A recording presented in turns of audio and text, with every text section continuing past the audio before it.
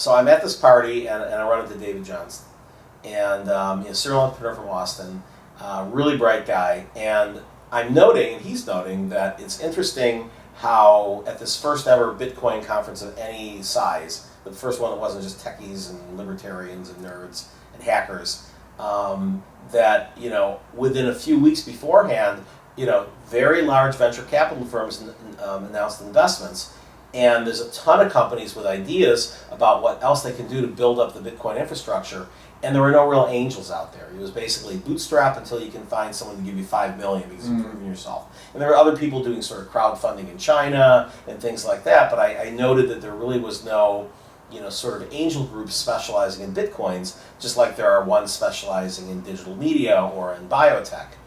We have a client in the East Coast called BitAngels that just does biotech investments. And so David, without stopping a second, said, "Why don't we start one?"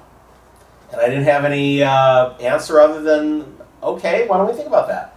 And I came up with the name BitAngels while we were having a beer on the rooftop in downtown San Jose. And he said, "I'll tell you what, I'll post a note on Reddit," because there's a subreddit on Reddit about Bitcoins that's grown from, I think it was under 100 at first, and now it's like in the thousands. It's large. Yeah. And he said, and I know a number of people personally who got into Bitcoins pretty early, and their big concern is they think the biggest threat to Bitcoins is not having the infrastructure to be able to grow with the demand. And that he believed that that you would have seen Bitcoins jump way higher than $260 and not crash back down to, I think it went down to 10 before it went back up to 120 within all about a month, if you had someplace other than just Mt. Gox to buy it. And of course, within weeks, Coinbase made it a lot easier. There's other networks now. Obviously, some of the regulation we're going to talk about makes it more difficult in certain areas until they figure out what regulations are in place. It's moving faster than the regulators' ability to sort of like keep pace with what questions they want to ask. But we've seen this before. We've seen this with PayPal and Square. So he said, "I know people in the Bitcoin world who got in early.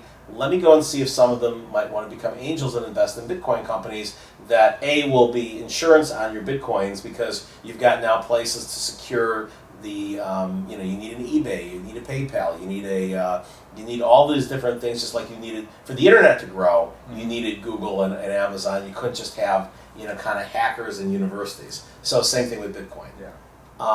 And so he said, "I think I can get 4 or 5 people to show up for lunch tomorrow, and we'll talk about starting this group." 35 people showed up. Oh, well, nice. And it included Bitcoin Jesus, Roger Ver. It included Vinny Lingham, the CEO of Gift. Yeah. It included Jared Kenna, the founder and CEO of TradeHill. All three of whom then joined our sort of founding board.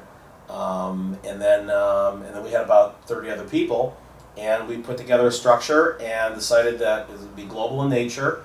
And unlike the typical angel group that, meets for lunch or dinner once a month, and it takes months for them to go through due diligence, and they have one due diligence meeting a month, and everybody gets together for drinks or whatever, and it's just very slow. And we decided that by having global due diligence, we would be able to go and you'd submit your idea or your business plan on the site.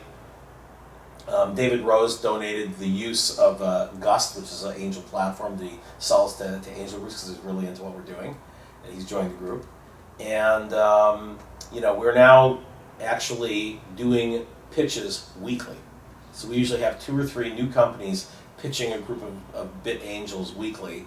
That is done live through GoToMeeting or through Google Hangouts. Okay. And then it's cached. And we've only announced 1 funding, but we've been involved in 5 fundings thus far.